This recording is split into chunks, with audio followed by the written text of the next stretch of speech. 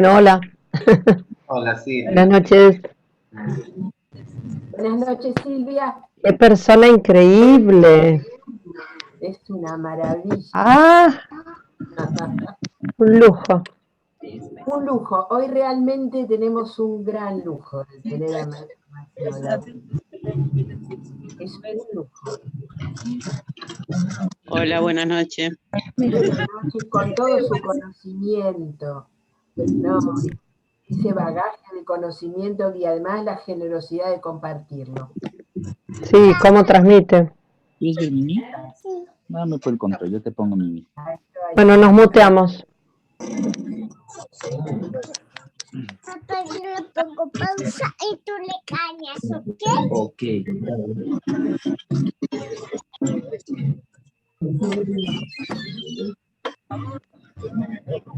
Hello, hello. Estás así. No veo. Alguien está con el micrófono abierto. Les pedimos por favor que cierren los micrófonos. No vimos.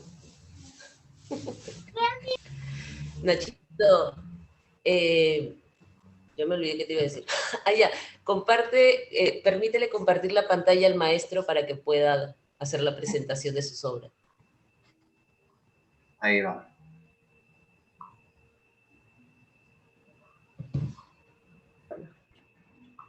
¿Estamos? Sí.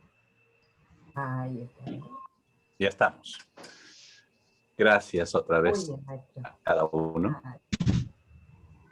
¿Aló, está bien? Bueno, nosotras más que contentas, como lo podrás ver por todas nuestras caras, y súper admiradas primero con lo poco que podemos ver de la obra que tienes atrás. Ya hemos visto algunas antes, y es espectacular el trabajo que tienes, más allá de toda la historia y el recorrido que has hecho, es maravilloso. Y bueno, yo también soy peruana y me siento más que orgullosa de conocer casi en vivo a un artista como tú, ¿no? Para mí es un orgullo tremendo, tremendo. Y seguramente, bueno, gracias a René por haberte perseguido por un año. Creo que esto es un lujo realmente para todos nosotros, todos los que estamos acá, tener la oportunidad de conversar de esta manera contigo, porque es algo que esta pandemia creo que nos ha permitido, ¿no? Hablar un poco más de cerca con el artista, cosa que a veces cuando íbamos a alguna galería, alguna muestra, Es verdad. creo yo un poco más impersonal, ¿no? Porque está solamente un breve segundo y después toda la gente quiere hablar y van y vienen, pero acá nos podemos dar un poco más de tiempo cada uno, no solamente de conversar contigo, sino ahora que vas a empezar a mostrar ya tu obra y poder mostrarnos al detalle esas texturas de las que hablabas, los hilos, contarnos las historias que cuentan estas telas. Yo estoy acá feliz, es como, no sé, ver una película, entonces voy a deleitarme en cada una de tus obras y de tus historias. Te doy la sala, todo tuyo, estamos súper atentos todos. Gracias, muy Ya amable. saben que a la hora de que se corte esta sala, vuelven a entrar a la última y en la última ya va a ser conversación directa, vamos a abrir todos los micrófonos, solo pedimos orden, chicos. No se lo queden así, no es Woodstock, así que tranquilos. Gracias. Bien, Máximo, la sala es tuya. Muy bien, gracias, gracias. Queridos amigos, colegas, compañeros, realmente les agradezco mucho esta oportunidad. En realidad, hablar de la obra es algo muy interesante porque no tiene una cosa tan lineal. No tiene una cosa así, digamos, una continuidad en la que uno pueda encontrar exactamente igual. Lo que estamos viendo, Cosmovisión Andina, comienza justamente en los años, yo diría 85, más o menos aproximadamente. Esta serie Mitología Andina, esta serie Taquión, que se llamaba Taquión, fue en relación a todo un movimiento mesiánico que se llevó a cabo aquí en el siglo XVII en el Perú, como resistencia de la cultura andina para seguir manteniendo sus dioses, sus mitos y todo. Realmente me dio lugar a decir, en ese tiempo, por supuesto, como que yo debía de hacer algo que tenga una relación con lo que hicieron los peruanos anteriormente. Creí que era algo totalmente necesario, porque la admiración que dije en la anterior oportunidad, ese asombro que yo encuentro en el trabajo, da lugar en realidad a que yo diga cómo poder hacer ese trabajo. Aunque inicialmente hice algunas réplicas, otros ciertos recortes y pequeñas recreaciones, había que dar un paso más. Y eso es que si bien yo tomaba, digamos, las deidades, los mitos, las leyendas de esta cultura andina, cuando hablo cultura andina, hablo toda esta parte central de Sudamérica, ¿no es así? Esa debía de hacer algo nuevo, desarrollarlo. Y entonces, mi acercamiento dentro de este esfuerzo fue que encontraba, por los estudios ya que en ese momento iniciaban a ser más o menos especializados e importantes, que había una escritura, que había una geometría inclusive llamada sagrada, que permitía acercarse, que algunos símbolos, algunas iconografías pudieran tener poder, pudieran tener capacidad de ser interpretados de una forma. Tanto que incluso su cosmología, su cosmogonía y por supuesto su cosmovisión podía entreverse dentro de eso.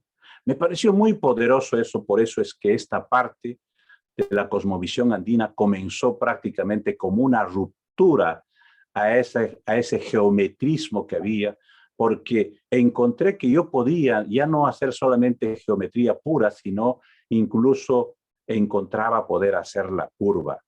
La curva abre este potencial, pero abre también este trabajo de incorporar en el interior de estas estructuras geométricas, que por supuesto tienen una capacidad y una simbolización, a poder hacer un trabajo nuevo. Tanto es esta cosmovisión que ha permitido, que ha dado lugar en realidad que a través de los años, en diferentes momentos reaparezcan. En la actualidad, esta serie de Cosmovisión Andina tiene ya una cantidad de un poco más de 500 diseños. Eso es algo increíble, porque poco a poco daba lugar en realidad a poder recrear, porque creo que el asunto de que es tan rico la iconografía, digamos, de esta cultura, da lugar a poder componer, recomponer, recrear. Una serie para mí es como tomar una fotografía de un ambiente con cierta cantidad de personas en diferentes formas, con diferentes colores, con diferentes organizaciones o disposiciones o lo que tenga que ser así. De esa forma, en realidad, cualquiera de estas han dado lugar a una secuencia, digamos, de diseños y ha sido muy rico en realidad trabajar con esto. La cosmovisión para mí, en realidad creo que ha sido algo muy rico. Esta parte, por ejemplo, que estamos viendo, donde podemos ver el círculo, siempre estaba relacionado con la luna, con el sol, siempre ha estado relacionado esta parte de las hojas, esta parte de los personajes. En la parte izquierda, por ejemplo, aquí podemos ver a ese cóndor jaguar, esa especie de plumaje que ahí se despliega. Y así podemos encontrar en cada uno de estos, en realidad, muchos elementos. Yo creo que el haber hecho una superposición, yo digo una superposición, un ropaje o un tatuaje frente a estas estructuras geométricas que se han desarrollado en su momento, ha sido algo, un encuentro extraordinario que me dio lugar en realidad, como repito, para poder recrear las veces que se quiera.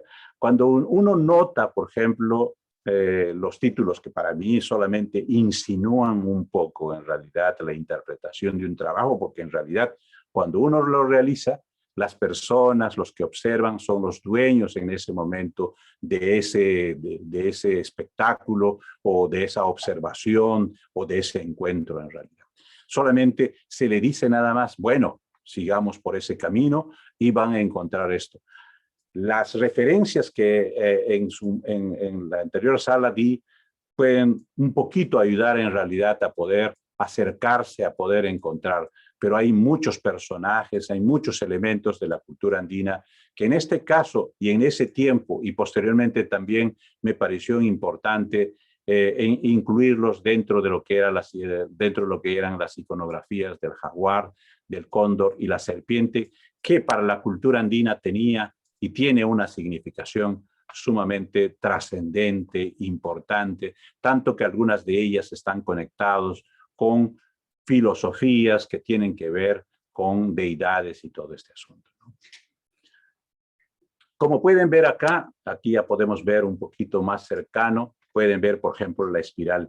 La espiral es un elemento poderoso dentro de la cultura andina.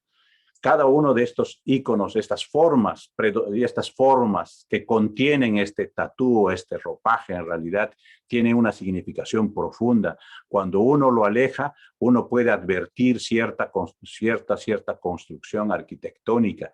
Todo eso, por supuesto, tienen que ver con los escenarios que se han creado en realidad aquí en este caso en la cultura andina, donde se daban ceremonias, donde se tenían ceremonias, donde se ejecutaban ritos. Y entonces todo ese escenario arquitectónico es el que contiene todo estos personajes que yo considero son muy importantes dentro de la cultura andina y están ligados al fruto, están ligados a las plantas, están ligados a los animales, están ligados a los seres que en una especie de comunión conviven en este cosmos y efectivamente nosotros somos parte de esa energía. Ese fue el espíritu de hacer esta serie y sigue habiendo posibilidades de seguir explorando y explorando. Para mí creo que fue, digamos, un regalo de la vida el poder convivir con personalidades que estaban ligados a la investigación de la semiótica andina, con artistas en su momento, esos encuentros con los artistas de ese momento, pintores y de otras especialidades inclusive, que me permitieron en realidad poder entender las simbologías, las iconografías y toda esa construcción ha dado lugar a esta recreación permanente, a este enriquecimiento permanente. Creo que para los efectos de querer, digamos, abrir una voz de esta parte del continente me ha servido muchísimo en realidad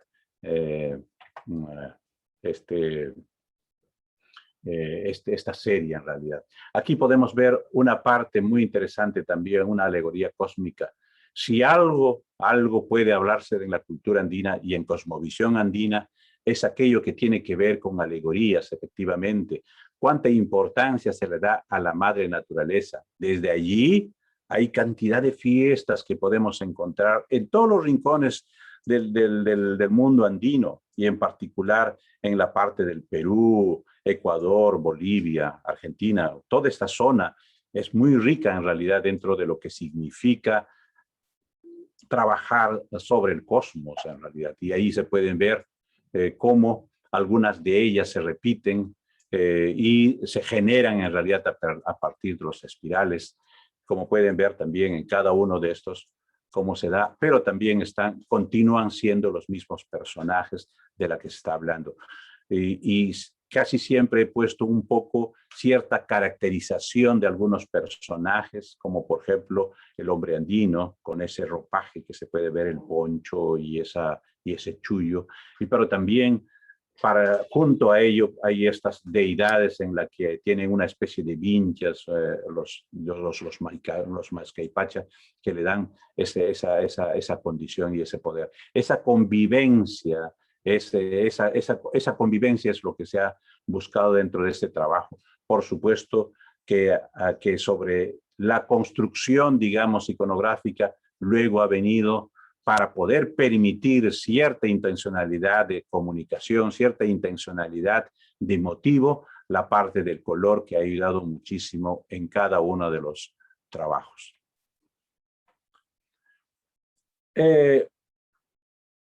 Esa obra anterior que vimos en realidad, que fue muy amplia, ha sido seguido también por esta parte de lo que es costumbres y saberes.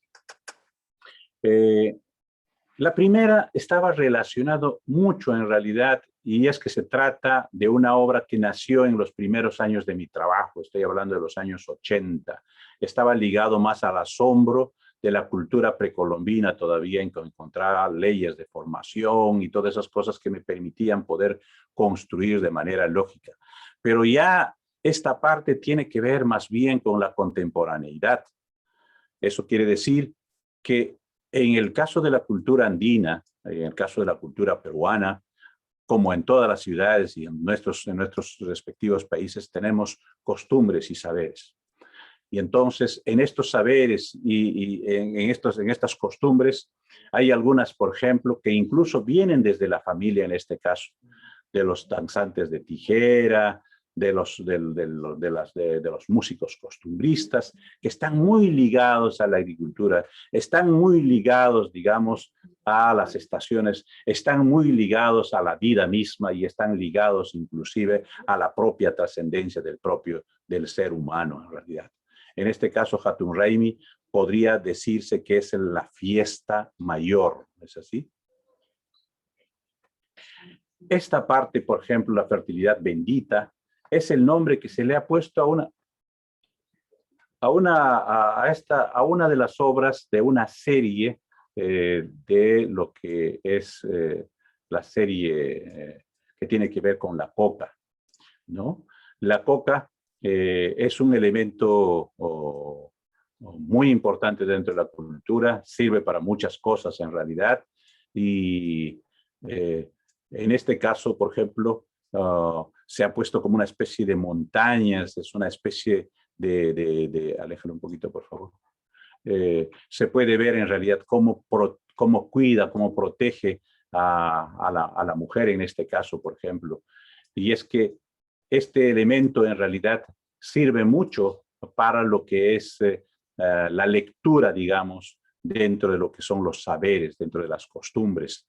Y esto quiere decir que es muy poderoso en la cultura andina, en muchas poblaciones, en muchas comunidades, y entonces se ha llevado a una expresión, en este caso, de las diversas lecturas, como el tarot, digamos, en términos occidentales, no es así, para su conocimiento o su reconocimiento en realidad. Yo he procurado tratar que dentro de todas las cosas que existen en la cultura andina, hay un elemento que tiene que ver con la hoja de coca, y de eso se ha hecho toda una serie muy interesante. Es una de las pequeñas expresiones que hay acá. Luego, el ritual de las llamas. Una de las cosas, no sé si alguna vez hayan oído en realidad en esta parte del continente, nosotros hemos tenido una cultura solar, y esta cultura solar lo que hacía era en realidad poder venerar como Dios al sol. Y de ahí vino el Inti Raymi en realidad. Y para esto había que hacer una serie de ofrendas, en este caso con las llamas. La sangre de la llama era el contacto con el Dios el Sol en realidad. Esta dinámica, este movimiento, porque ahí pueden notar cantidad de estas llamas corriendo, atravesando, ¿no? Como como generando estos círculos, esas espirales en realidad, para poder generar la riqueza, para generar en realidad la vitalidad, para generar productividad, que es lo que se pretendía a través de estos ritos poder lograr en realidad, ¿no? Nosotros podemos ver en este caso, por ejemplo, la gran fortuna, se llama la gran fortuna porque se puede notar, no espero que estén notándolo en realidad allí, una especie de ruedas en los pies. Pueden notar también las hojas de coca por allí, pueden notar en la mano una cantidad de monedas, pueden ver allí una especie de avión, una especie de vuelos, en fin, hay mucha abundancia. Este es un personaje de la tradición del folclore peruano que recorre la parte central de Sudamérica, que tiene que ver con la fortuna. Y es que es un personaje pequeño, aparentemente un poco gordo, y con un ropaje más o menos así abundante y por supuesto cargado de muchas cosas. Su encuentro es para abundancia propiamente, ¿no? Entonces, he procurado trabajar dentro de esto, dentro de lo que es costumbres y saberes, en realidad, un personaje tan importante como el Ekeko, y como eso, por supuesto, nosotros tenemos personajes tan importantes, tan trascendentes para nuestras culturas y en esta parte en los Andes centrales de Sudamérica. Tenemos la jungla. Bueno, en el caso del Perú, como con cada uno de nuestros países tenemos en nuestros territorios diferentes escenarios, y en este caso tenemos una jungla increíble, por supuesto también con sus mitos, con sus leyendas, con una serie digamos, de saberes que es infinital en realidad, y eso es absolutamente interesante para los efectos, digamos, de poder contar lo que son costumbres de un pueblo, de una comunidad. En este caso, como pueden notar en nombre, encuentros sagrados en la jungla, y es que allí realmente hay cantidad de cuentos, hay cantidad de leyendas, hay cantidad de mitos, hay muchos espectaculares elementos en esa inmensa jungla que pareciera que realmente es callado, que pareciera silencioso. Sin embargo, en realidad en su interior encuentra realmente espectaculares elementos que para la conciencia y para el desarrollo humano existen en realidad. Solamente la profundidad y la inmensidad, la frondosidad de todos los elementos que se encuentran allí ya es de por sí algo totalmente espectacular. Sigamos, por favor. Otro de los elementos, mira, yo soy un hombre, bueno, dicen que los que nacemos, y es pues de hecho no, en los Andes, porque yo soy ayacuchano, está en el centro del Perú, el mundo marino es un mundo realmente espectacular. Y aquí me recuerda a Jacques Cousteau. Seguramente gran parte de ustedes deben recordar a este espectacular hombre que en los años 70, a los finales de 70 y 80 nos trajeron a nuestros ojos en realidad un mundo todavía desconocido e importante, tan importante e increíble en realidad. Y para mí fue un encuentro increíble con Jacques Cousteau en realidad, ¿no? Y por supuesto después otros elementos, otros personajes y todo ese mundo marino tan rico que pareciera, cuando vemos solamente el mar, este profundo mar en realidad pareciera tranquilo y nada, pero es un espectacular mundo. Para mí, yo creo que encontrarse con esta parte fue espectacular y a lo poco que se conocía en el pueblo de la que vengo, es el interior del país, en este caso la sierra, se veían unos peces realmente de poco color, grises nada más, y cuando ya aparece Jacques Cousteau, realmente uno encuentra un maravilloso y espectacular mundo que lo que hace es sensibilizar y darnos lugar en realidad a que tenemos un mundo increíble de formas, de colores, en fin, de texturas, y eso realmente fue una conmoción en mí y dio lugar a la posibilidad de trabajar ese mundo marino en realidad en forma de fiestas, en formatos distintos, ¿no es así? Por ejemplo, acá podemos ver cómo es que se movilizan con esa dinámica los peces, ¿no? Y ese asombro, por supuesto, nunca ha pasado en mí. Es curioso que, bueno, a los que venimos de la sierra, porque es sierra, en los Andes, es curioso que nos guste mucho el mundo marino, y a mí me gusta el mar, a mí me gusta nadar y todas esas cosas. Y quizá en compensación, bueno, ha sido en realidad 20 años de mi vida en esa parte, me ha dado lugar a poder encontrarme con este espectacular mundo que es el mundo marino, ¿no? Siga, por favor. Podemos ver incluso en título, fruto abundante del mar, que apenas insinúa un poquito, porque eso es lo que hace en realidad para mí los títulos. Casi siempre es difícil en realidad de poder comprender el título de una obra en realidad, y en este caso apenas por la variedad que hay, por ejemplo, esa tortuga maravillosa que podemos ver en primer plano, ¿no? Y cruzándose, atravesándose prácticamente, porque es abundante, en realidad el mundo marino se expresa en esto, ¿no? Para mí, creo que el tiempo que me encuentro con Jacques Cousteau y posteriormente todos los que hacen todo el mundo marino, fue un encuentro, una conmoción, un espectáculo para mi ser, y creo que yo nunca habría dejado de hacer algo parecido en realidad. Tanto es que uno de los lugares que admiro es Galápagos, y para Galápagos de hecho se hizo una serie completa, inclusive a pesar que, bueno, yo no soy un buzo, que me gustaría, por supuesto, y seguramente sería increíble, pero para eso está la película y los documentales y todo, por supuesto, y me hace disfrutar. Véanse esto. Algunas veces riéndome un poco con mis asistentes, con mis compañeros, a veces digo, oye, esto no será una jalea. Jalea es una comida aquí marina, en realidad, aquí donde se ponen todo tipo de todos los peces y todo, pero mira, esa convivencia es espectacular realmente, en la que bueno, se ha juntado y se ha enriquecido, y si algo me hago de mi instrumento que me apoye en este mundo, en realidad es el color.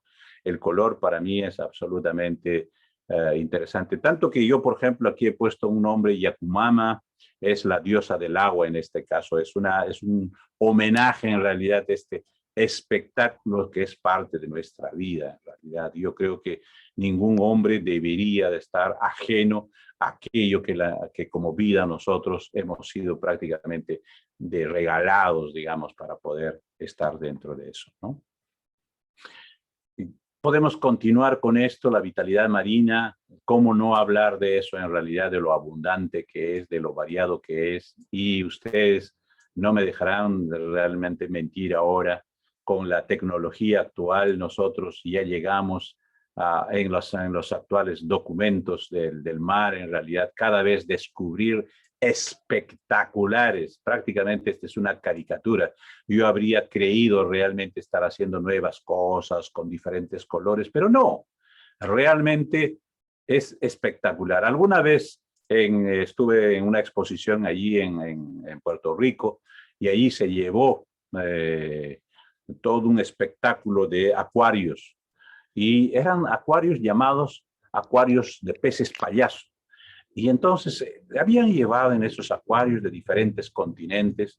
¡Wow! Realmente el wow es nada en realidad. Es absolutamente extraordinario. Así que casi a veces veo este tipo de trabajos que en algún momento me conmueven, pero lo veo casi una caricatura, porque realmente la naturaleza, como es normal, es mucho, mucho más lejos de lo que podríamos pretender hacer algo, aunque sea en este caso con el truco de tener colores a nuestro favor, ¿no?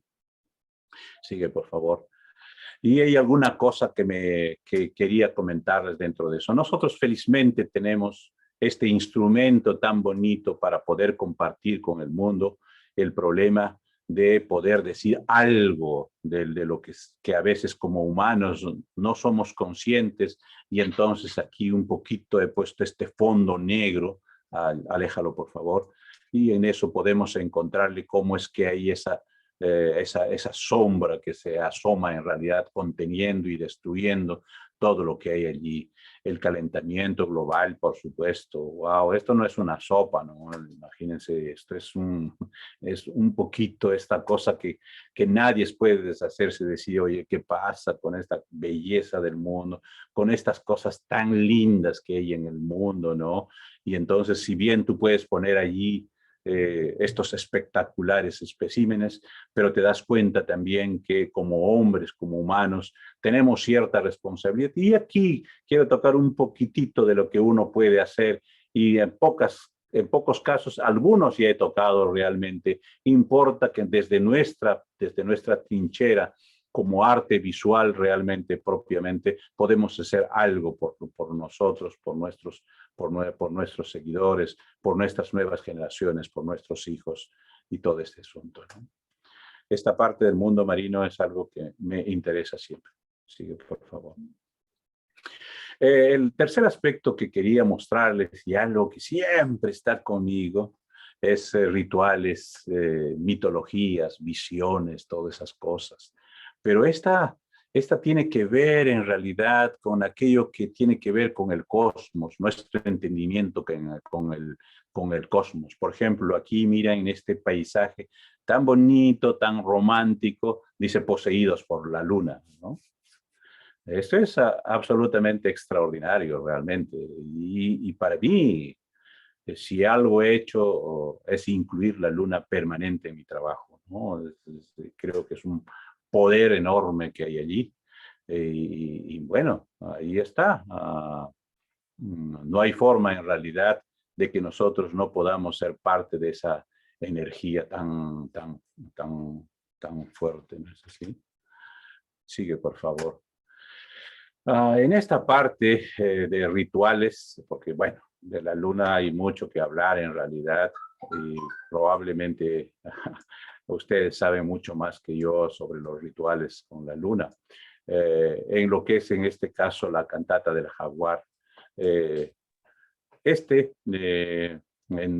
todo lo que es rituales, en realidad, nosotros podemos tener fetiches, podemos tener, qué sé yo, cantidad de formas de ver el mundo, y todos tenemos una forma de ver el mundo, pero para mí, en este caso, he tomado un símbolo poderoso que ha tenido la cultura andina para encontrar los poderes de la naturaleza. Entonces es una especie de alegoría que se hace en realidad, porque si pueden notar allí hay unos colmillos por todo lado que están ahí atravesando, generando en realidad una especie de disrupción en realidad en este escenario de mitos en realidad. Y no solamente eso, porque hay estos semicírculos que están en forma de movimientos. Sigue, por favor.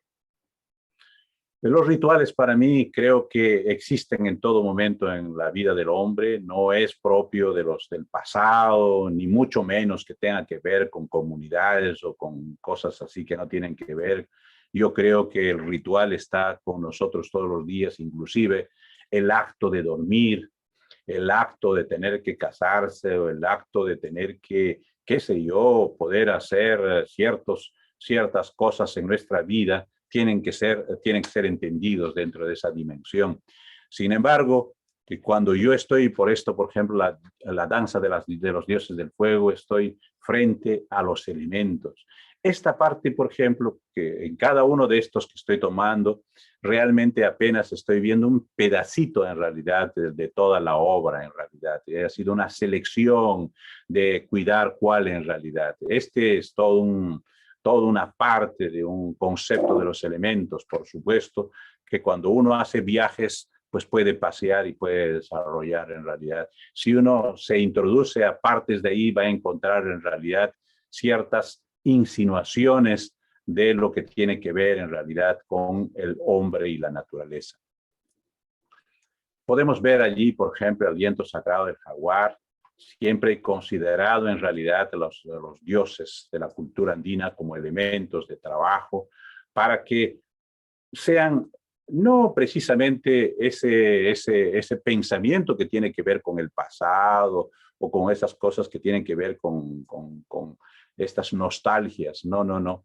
No, yo en realidad lo tomo desde la parte del poder, la parte de lo que significa la vitalidad, desde la parte de la transformación, desde esa perspectiva, de ese movimiento de energía, de ese despliegue de energía que se puedan dar. Como pueden ver aquí, es casi toda una explosión de movimientos de energía. Desde allí viene el aliento, en realidad, sagrado del jaguar, desde esa posibilidad, porque podemos ver una especie de espectro nada más de su presencia envolviendo a todo este escenario místico en medio de este paisaje que podemos notar en la parte derecha y también en la parte superior del medio, ¿no? Si pueden notar, hay algunos títulos, por ejemplo, que aquí se ven en realidad con términos que aquí en la parte de este continente se utilizan como Huiracocha, por ejemplo, y se habla de los Andes también, porque yo reivindico esa parte en realidad. Y se trata que en este caso, por ejemplo, es un acto de fe, como podemos ver. ¿Cómo es que nosotros, por ejemplo, si somos católicos, por supuesto, respetando las otras creencias, las otras religiones que tengan, las formas como vean el mundo, en realidad, su forma de ver el mundo, realmente son actos de fe? Lo que a mí me toca en realidad siempre ha sido esa parte, ir a esa parte metafórica, a esa parte poética, a esa parte en que podamos encontrar como un ritual el acto de sobrevivir, el acto de ese milagro de existir. Yo creo que hay que, digamos, hay que llevar a esa parte de llevar a lo más alto la energía que nosotros tenemos.